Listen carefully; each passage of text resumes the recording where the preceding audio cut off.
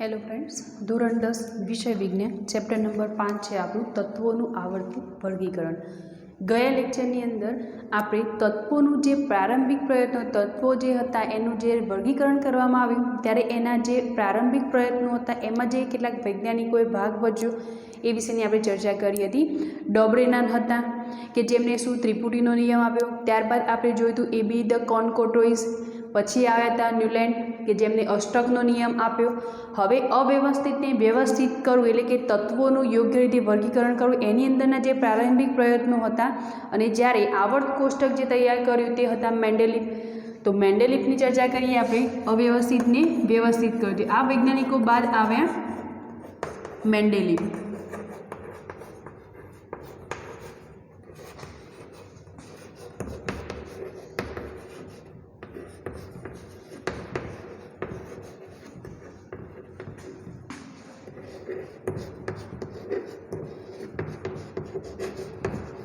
જેમને શું આપ્યું? આવર્ત કોષ્ટક।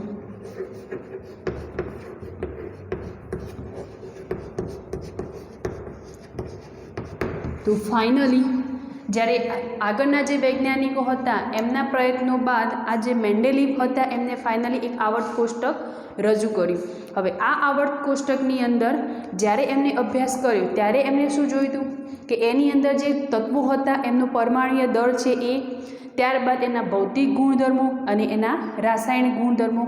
જ્યારે તેમણે આ આવર્ત કોષ્ટક તૈયાર કર્યું ત્યારે એ ટાઈમે મોસ્ટલી કે 63 જેટલા તત્વો એ શોધાઈ ચૂકેલા હતા અને એમને એવો પ્રયત્ન કર્યો હતો એની અંદર કે કેટલીક જગ્યાઓ એમને ખ્યાલ હતો કે ભવિષ્યની અંદર આ તત્વો શોધાવાના છે, તો એમને ત્યાં આગળ એક થોડીક જગ્યા બાકી મૂકી હતી કે જેમ કે એલામેલિયમ, મેલિયમ, એલ્યુમિનિયમ આ બધી વસ્તુઓ હતી જે સિલિકોન છે, તો એની અંદર એમને એ જગ્યા હતી એ ખાલી મૂકેલી હતી, તો ત્યાં આ તત્વો હતા એ સેટ થતા હતા।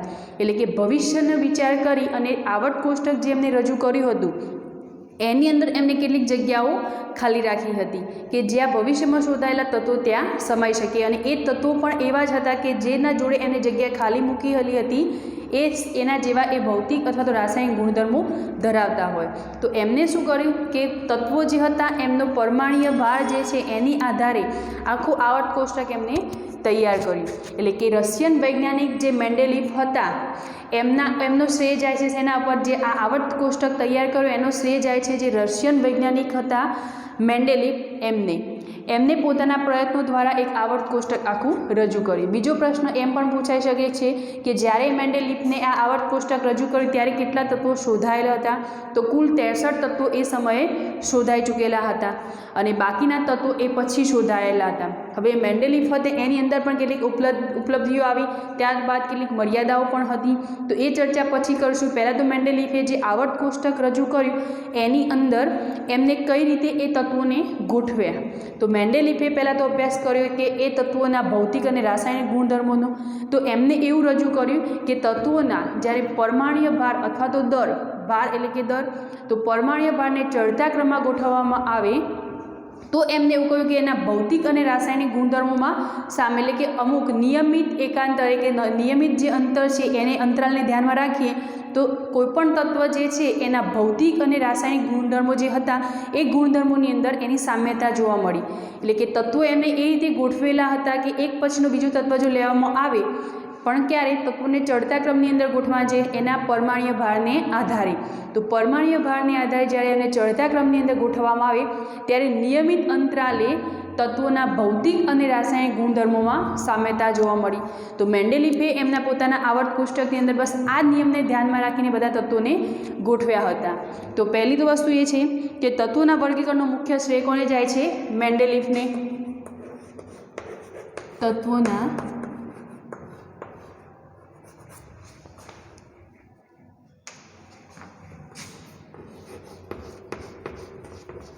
વર્ગીકરણનો મુખ્ય શ્રેય રશિયન વૈજ્ઞાનિક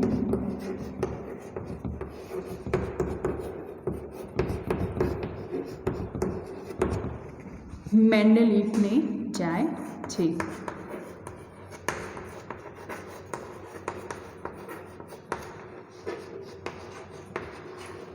જ્યારે મેન્ડેલીફે પોતાનું આવર્ત કોષ્ટક તૈયાર કર્યું ત્યારે શોધાયેલા કુલ તત્વો કેટલા હતા? તો એ ટાઈમે શોધાયેલા કુલ તત્વો હતા 63. આ સમયે 63 જેટલા તત્વો શોધાયેલા હતા. આ 63 તત્વોનો એમને અભ્યાસ કર્યો અને અભ્યાસ કર્યા બાદ એના ભૌતિક અને રાસાયણિક ગુણધર્મોની જે સામ્યતા જોવા મળી એ સામ્યતાના આધારે એમને શું બનાવ્યું? એક આવર્ત કોષ્ટક રજૂ કર્યું. ક્લિયર? એટલે કે આવર્ત કોષ્ટક બનાવવાનો મુખ્ય શ્રેય કોને જાય છે? તો એ છે મેન્ડેલીફને. એમને શું કર્યું હતું કે જે તત્વો હતા એ તત્વોને તેના મૂળભૂત ગુણધર્મોનો પરમાણ્વીય દર અને રાસાયણિક ગુણધર્મોની સામ્યતાના આધારે ગોઠવ્યા હતા. ત્યારબાદ જ્યારે મેન્ડેલીફે પોતાના કાર્યની શરૂઆત કરી ત્યારે કેટલા તત્વો શોધાયેલા હતા? 63 જેટલા તત્વો શોધાયેલા હતા.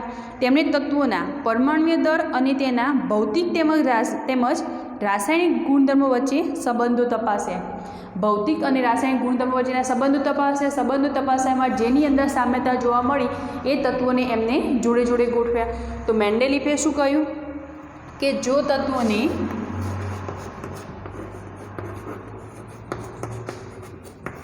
તેમના પરમાણ્વીય ભારના આધારે ચડતા ક્રમમાં ગોઠવવામાં આવે તો નિયમિત અંતરાલે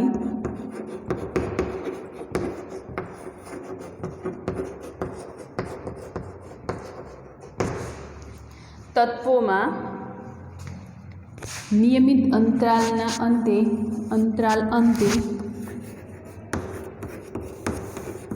તત્વોના ભૌતિક અને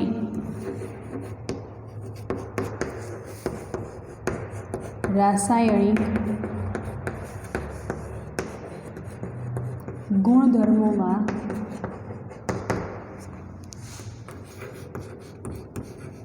સામ્યતા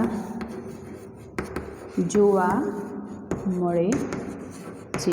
એમને શું કહ્યું કે જ્યારે તત્વોને એમના પરમાણ્વીય દળના ચડતા ક્રમમાં ગોઠવવામાં આવે ત્યાં નિયમિત અંતરાલના અંતે તેમના ભૌતિક અને રાસાયણિક ગુણધર્મો જે છે એમાં શું જોવા મળે છે? સામ્યતા જોવા મળે છે. એટલે કે આપણે એવું કહી શકીએ કે તત્વોના ગુણધર્મો તેમના પરમાણ્વીય ભારના આવર્તનીય વિધેય છે. તત્વોના ગુણધર્મો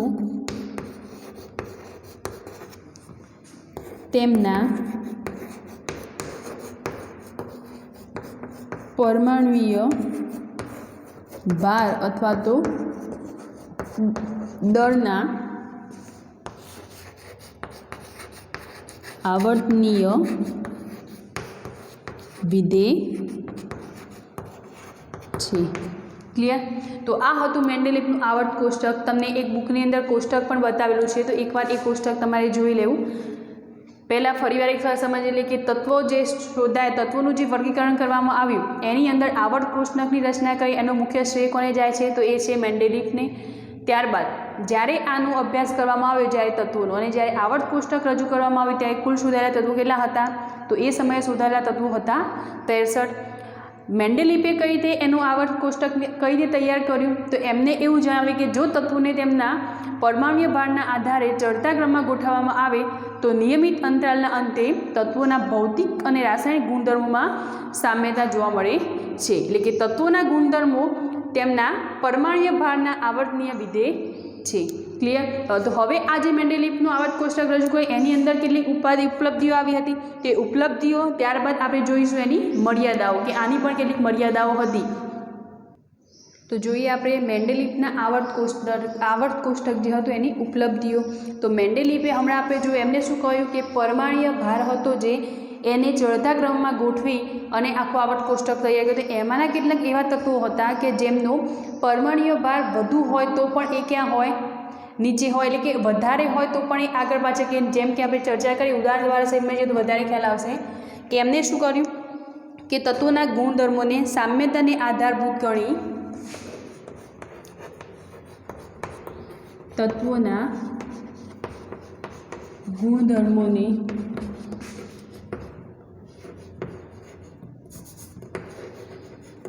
આધારભૂત સામ્યતા ગણીને CO અને આપણે એનો પરમાણુ ભાર પણ જોઈશું અને NI કપર અને નિયોન આને શું કર્યું તો એનું પરમાણુ દર ઓછું છે તેમ છતાં તેને પાછળ મૂક્યું નું પરમાણુય દર ઓછું હોવા છતાં તેને પાછળ મૂક્યું તો અહીંયા જે કોપર છે એટલે કે આના કરતાં CO કરતાં NIનું એટલે કે આનું કેટલું છે તો એનું છે 58.9 અને આનું છે 58.7 આ છે 58.9 અને 58.7 તો અહીંયા જુઓ CO જે છે એના કરતાં NIનું પરમાણુ દર કેટલું છે ઓછું છે છતાંય એમને શું કર્યું એ તત્વને પાછળ મૂક્યું હમણાં આપણે શું કહ્યું કે એને ચડતા ક્રમમાં ગોઠવવાનો ચડતો ક્રમ એટલે કે 1 2 3 આથી લઈએ તો એ ચડતો ક્રમ થઈ જાય તો અહીંયા તમે શું કહ્યું 58.9 પહેલાં મૂકી દીધું ત્યારબાદ એમને શું કર્યું 58.7 એટલે કે આનું જે ઓછું છે છતાં એને ક્યાં મૂક્યું પાછળ મૂક્યું તો આ રીતે એમને ગોઠવેલા તત્વોને એ રીતે એમને ગોઠવેલા હતા એટલે કે એમનો જે ચડતો ક્રમ હતો એ જળવાયો એની અંદર નહીં કારણ કે આમાં શું હતું જેમ કોપર એ રીતે બીજું ઉદાહરણ લે તો ટેસ્ટિયમ અને આયરનમાં અંદર પણ એવું જ થશે કે TEનું કેટલું છે TE અને I એમાં પણ એ જ પરિસ્થિતિ સર્જાય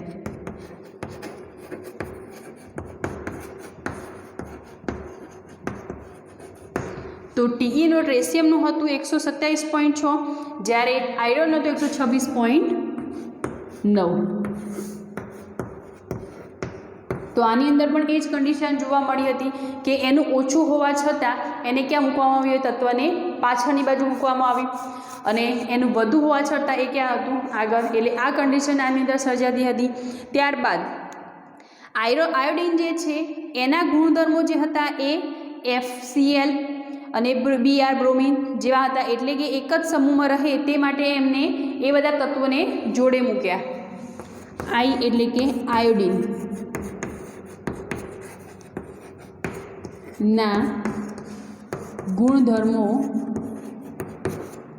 FCl અને Br બ્રોમિન જેવા હોવાથી તે તત્વોને સાથે રાખ્યા આ બધાના ગુણધર્મો કેવા હતા એક સમાન હતા એટલા માટે એમને શું કર્યું તત્વોને સાથે રાખ્યા એક જ સમૂહમાં રહે તે રીતે એમને ગોઠવ્યા ત્યારબાદ મેન્ડેલિફે શું કર્યું બીજી વસ્તુ કે જે તત્વો નહોતા શોધાયા મેન્ડેલિફે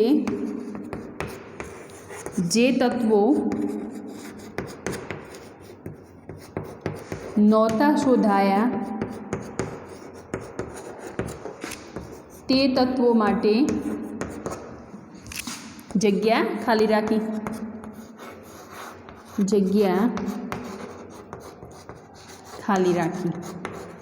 એમને એ તત્વો માટે શું કર્યું જગ્યા ખાલી રાખી ઉદાહરણ તરીકે એકા એલ્યુમિનિયમ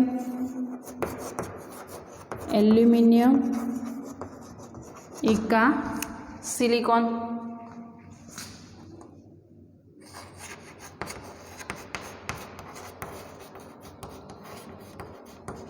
તો આ બધા તત્વો જે હતા એ શોધાયેલા નહોતા એટલે કે એલ્યુમિનિયમ એ તમે આવડ કોષ્ટક જે બુકની અંદર આપેલું છે એની અંદર જોશો તો એલ્યુમિનિયમ જે છે એની એક્ઝેક્ટ નીચે આ એકા એલ્યુમિનિયમવાળો ભાગ જે છે એ કે એક બોક્સ છે જે એ ખાલી રાખેલું એમને.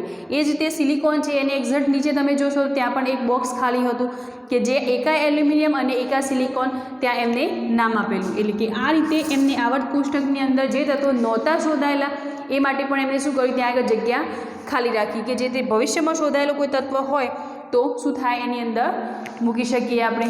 તો આ એક એમની ઉપલબ્ધિઓની અંદર આ પણ એક હતું. બીજી વસ્તુ હતી કે એ સિવાય એમને ન શોધાયેલા જે નિષ્ક્રિય વાયુઓ હતા જેમ કે હિલિયમ આપણે લઈએ તો એમને પણ પાછળથી શું કર્યું, આવર્ત કોષ્ટકની અંદર જગ્યા મળી કે આવર્ત કોષ્ટકની અંદર એમને ગોઠવી દીધા. તો ન શોધાયેલા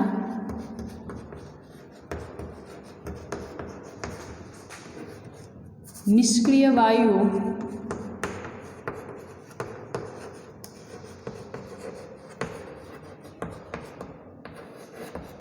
જેવા કે HEARNI વગેરેને પાછળથી આવર્ત કોષ્ટકમાં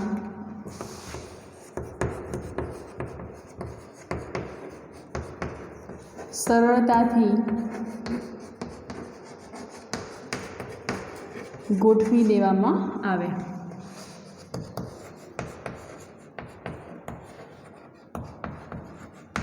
તો આટલી હતી એની ઉપલબ્ધિઓ. તો પહેલી ઉપલબ્ધિ આપણે શું ચર્ચા કરી એની અંદર કે તત્વોના ગુણધર્મોને આધારભૂત સામ્યતા ગણીને કેટલાક તત્વો એવા હતા કે જેમનો પરમાણુય દર એ વધઘટ હતો છતાં પણ એમને એની પાછળ મૂકવામાં આવે. એટલે કે પરમાણુય દર જે ચડતો ક્રમ છે એ ચડતો ક્રમ એની અંદર જળવાયો નહીં. ત્યારબાદ એમણે શું કહ્યું કે આયોડિનના ગુણધર્મો એટલે કે આયોડિનના ગુણધર્મો જેવા કે FCl-Br જેવા હોવાથી તે તત્વોને સાથે રાખ્યા. એટલે એક સમૂહ જેવી એમને એક રચના કરી એટલે સમૂહની અંદર એને સ્થાન આપ્યું. પછી શું કર્યું કે મેન્ડેલીફે જે તત્વો નહોતા શોધાય તે માટેના તત્વો માટેની જગ્યા ખાલી રાખી કે જે તત્વો જે શોધાવાના બાકી હતા અને એમને ખ્યાલ હતો કે આ તત્વો ભવિષ્યમાં શોધાવાના છે તો એ માટે એમને જગ્યા ખાલી રાખી. જેમ કે ઉદાહરણ તરીકે એકા એલ્યુમિનિયમ, એકા સિલિકોન. તમે આવર્ત કોષ્ટકની અંદર પણ જોશો તો એલ્યુમિનિયમની એક્ઝેક્ટ નીચેનો ભાગ હશે જ્યાં એકા એલ્યુમિનિયમ ગોઠવાયેલો હશે.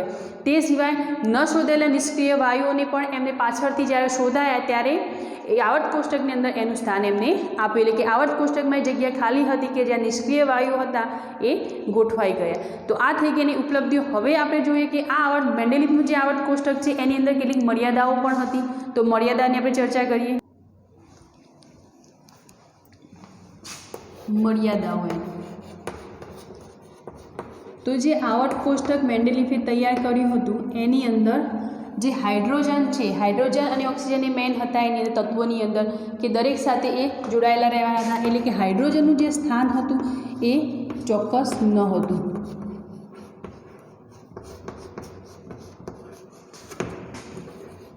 સ્થાન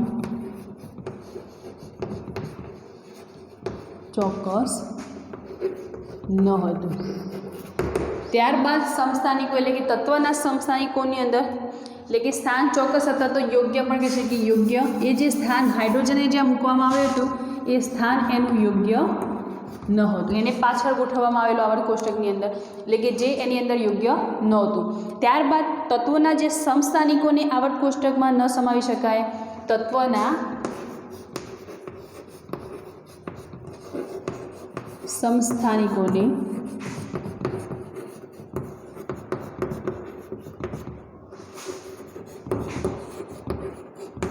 આવર્ત કોષ્ટકમાં સમાવી ન શકાય.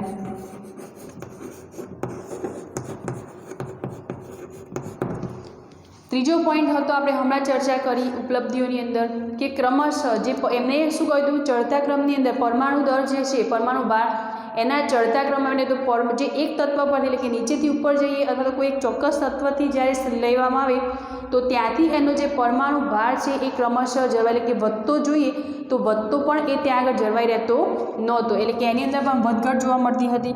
તો આપણે એવું કહી શકીએ કે ક્રમશઃ એક તત્વથી બીજા તત્વ તરફ જતાં પરમાણુય દરમાં થતો વધારો પણ ચોક્કસ ન હતો. ક્રમશઃ એક તત્વ પરથી બીજા તત્વ પર જતા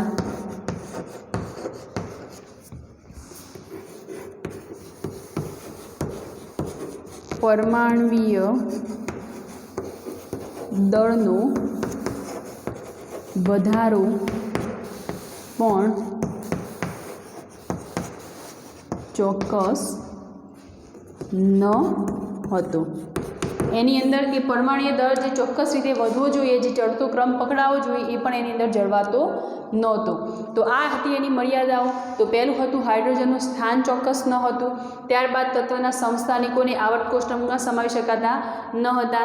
ક્રમશઃ એક તત્વ પરથી બીજા તત્વ પર જતા પરમાણ્વીય ભાર છે એનો ક્રમ વધતો ત્યાં આગળ જળવાતો નહોતો. તો અહીંયા આપણું મેન્ડેલિફનું આવર્ત કોષ્ટક પૂરું થાય છે. ફરીવાર એકવાર સમજી લઈએ કે મેન્ડેલિફે શું કહ્યું, મેન્ડેલિફનું અવ્યવસ્થિતમાંથી વ્યવસ્થિત કરવું. એની અંદર જે મેન્ડેલિફનો ફાળો શું હતો કે એમને એક આખું આવર્ત કોષ્ટક તૈયાર કરેલું હતું. એટલે કે આવર્ત તત્વોનું જે આવર્ત કોષ્ટક એટલે કે વર્ગીકરણ જે છે તત્વોનું, એનો શ્રેય કોણે જાય છે? તો રશિયન વૈજ્ઞાનિક હતા જે મેન્ડેલિફ, એમના પર જાય છે. એમને શું કર્યું? તો તત્વો જે હતા એના ભૌતિક અને રાસાયણિક ગુણધર્મોને આધારે એમને જે સામ્યતા દર્શાવી એના આધારે તત્વોને, એટલે તત્વોની જે સામ્યતા હતી એટલે કે ભૌતિક અને રાસાયણિક ગુણધર્મોની અંદર જે સામ્યતા જોવા મળી એના આધારે એમને તત્વોને ગોઠવી દીધા. ત્યારબાદ જ્યારે એમને આ આવર્ત કોષ્ટક તૈયાર કર્યું ત્યારે કુલ શોધાયેલા તત્વો કેટલા હતા? તો એ સમયે કુલ 63 જેટલા તત્વો શોધાઈ ચૂકેલા હતા. એટલે કે આ 63 તત્વોનો જ એમને અભ્યાસ કરેલો, એના ભૌતિક અને રાસાયણિક ગુણધર્મો. ત્યારબાદ એમણે શું કર્યું કે તત્વોને તેમના પરમાણ્વીય ભારના આધારે ચડતા ક્રમમાં જો ગોઠવવામાં આવે, મેન્ડેલિફે શું જણાવ્યું કે જ્યારે તત્વોને એમના પરમાણ્વીય ભારના આધારે ચડતા ક્રમની અંદર ગોઠવવામાં આવે તો નિયમિત અંતરાલની અંદર એ તત્વોનો ભૌતિક અને રાસાયણિક ગુણધર્મોની અંદર શું જોવા મળે છે? સામ્યતા જોવા મળે છે. એમણે વધુમાં એ પણ કહ્યું કે તત્વોનો મોટાભાગનો ભાર કોના પર રહેલો છે? તત્વોનો જે આધાર છે, એમનું વર્ગીકરણ જે આપ્યું, એમના ગુણધર્મો જે છે એના શેના પર આધારિત હોય છે? તો એમના પરમાણ્વીય ભારને આધારે. બીજી વસ્તુ કે એમની અંદર ઉપલબ્ધિઓ આવી, તો એની અંદર શું હતું કે ચોક્કસ જે તત્વો હતા એમનો પરમાણ્વીય ભાર ઘણીવાર ઓછો હોય તો પણ એને પાછળ મૂકી દેવામાં આવતો. એટલે કે ચડતો જે ક્રમ છે એ ત્યાં આગળ જળવાતો નહોતું. તે બાદ એક એમને આયોડિન, તો આયોડિનની અંદર એમને ક્લોરિન બ્રોમિન જેવા એક સમૂહ બનાવ્યો એના માટે, તો એ આખો એક સમૂહ તૈયાર પણ કરેલો. એ પછી તો એના કેટલાક નિષ્ક્રિય વાયુ હતા જેમ કે હિલિયમ, તો એ બધા તત્વો, એ બધા જે નિષ્ક્રિય વાયુ હતા એને પાછળથી આવર્ત કોષ્ટકની અંદર સ્થાન આપી શકાય. એ વસ્તુ એમને જે ભવિષ્યની અંદર કોઈ તત્વો શોધાવાના હતા તો એ માટે આવર્ત કોષ્ટકની અંદર જગ્યા ખાલી મૂકેલી કે જે જગ્યાની અંદર પાછળથી નવા શોધાયેલા તત્વોને એની અંદર સમાવી શકાય. તો એનું ઉદાહરણ તરીકે જેમ કે એકા એલ્યુમિનિયમ, એકા સિલિકોન, જે આવર્ત કોષ્ટકની અંદર પણ તમે એલ્યુમિનિયમ જે છે એના નીચેની જગ્યા પર એ જોવા મળે છે. તો એમને એ વસ્તુ પણ ત્યાં આગળ કરી.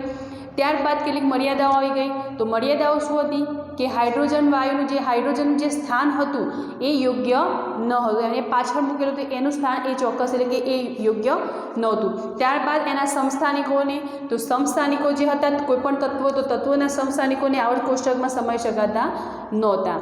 એ પછી હતું કે ક્રમશઃ એક તત્વ પરથી બીજા તત્વ પર જવાય તો એનો પરમાણ્વીય દળનો જે વધારો છે એ ચોક્કસ નહોતો. તો આ એની પણ મર્યાદાઓ હતી. તો બસ આટલે આપણું ચેપ્ટર અહીંયા પૂર્ણ થાય છે. આપણા આ જ ટોપિકો હતા ચેપ્ટરની અંદર. તો અહીંયા આપણું ચેપ્ટર પૂર્ણ કરીએ છીએ. નેક્સ્ટ વિડીયોની અંદર આપણે નવું ચેપ્ટર જોઈશું. Thank you.